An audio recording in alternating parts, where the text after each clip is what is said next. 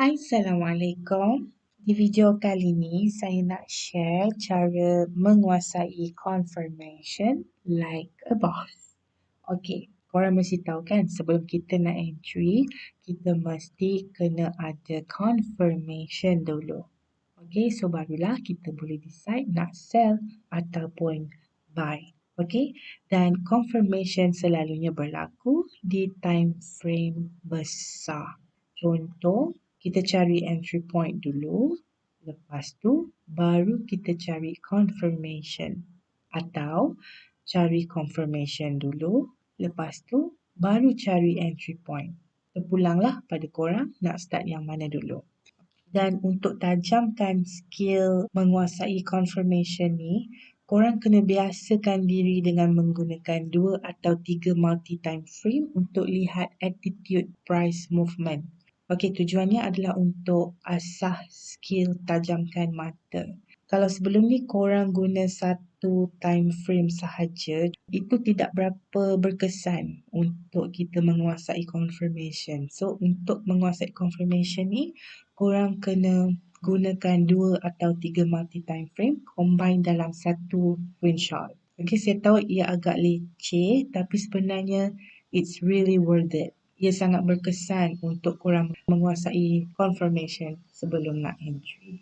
Dan confirmation bukan sekadar reversal atau engulfing sahaja.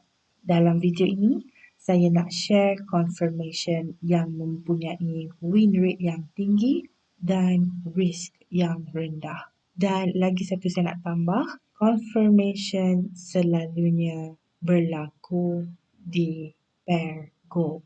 So, jom kita start. Confirmation yang saya maksudkan ini adalah confirmation berpandukan the confluence of the trend line. So, kenapa guna trend line?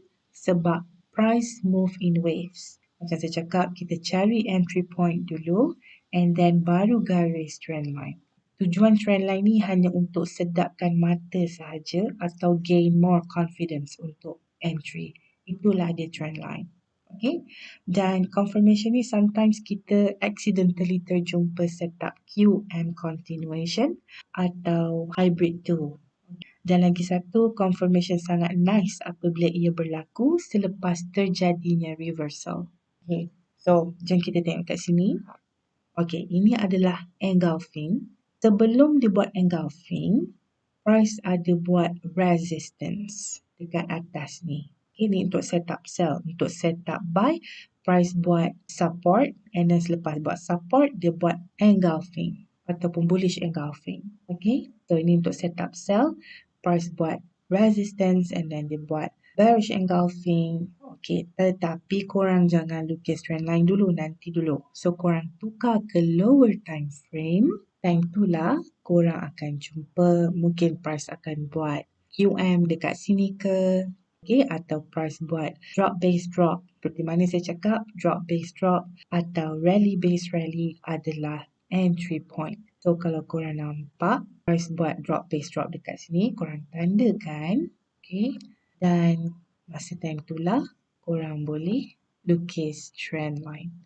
Dan usually, price akan datang semula dekat drop base drop ni. Sambil dia pergi dekat drop base drop, dia dah sentuh trend line yang kita gariskan tadi dan terus terjun. Okay, so terdapatlah entry bersama confirmation yang mempunyai win rate yang tinggi. So, bolehlah kita tekan lot lebih sikit kalau kita jumpa setup macam ni. Okay, so ini apa yang berlaku pada minggu lepas. Minggu lepas saya nampak bearish engulfing kat sini. Bila saya nampak macam ni, saya tak ada nak lukis trend line dulu. Saya akan pergi ke lower time frame dan di lower time frame saya nampak drop base drop. Saya nampak drop base drop dan inilah entry point saya. Okay. Dan untuk confirmation, saya lukis trend line di sini. Setiap entry saya akan post di channel Catching Gold. Dan ada few traders yang cakap, kenapa bukan entry dekat sini? Bila kita tengok dekat M30, dia ada drop base drop juga. Kenapa tak entry dekat sini? Jawapan saya, sebab memanglah ada drop base drop. Cantik. Tetapi dia tak ada confirmation yang saya maksudkan ni.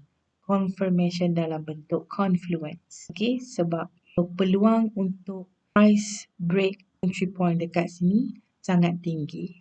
Okay, so price pun break dan dia ambil confirmation dekat atas ni. Dan price pun terus terjun. Okay, dan ini adalah contoh seterusnya. Okay, so saya nampak ada bearish engulfing dekat sini. Tetapi saya tak nak lukis trend line dulu. So, saya akan tukar ke time frame kecil. Sekarang ni dekat daily. Dan kita tukar lagi ke time frame kecil. Kita nampak double maru. Dan kita tak nampak entry point. Kita tukar lagi ke time frame kecil. Dan kita nampak ada drop, base drop. Ataupun dia form dalam bearish engulfing. Bila price buat macam ni. Bila kita dah jumpa entry point. Barulah kita lukis trend line. Macam saya cakap, trend line saya 90 buy. So, kita dapatlah entry bersama dengan confirmation. Okey, ini adalah contoh yang seterusnya. Okey, di sini kita nampak price buat bearish engulfing. Okey, so kita jangan tanda trend line dulu. Nanti kita check dekat time frame kecil ada apa.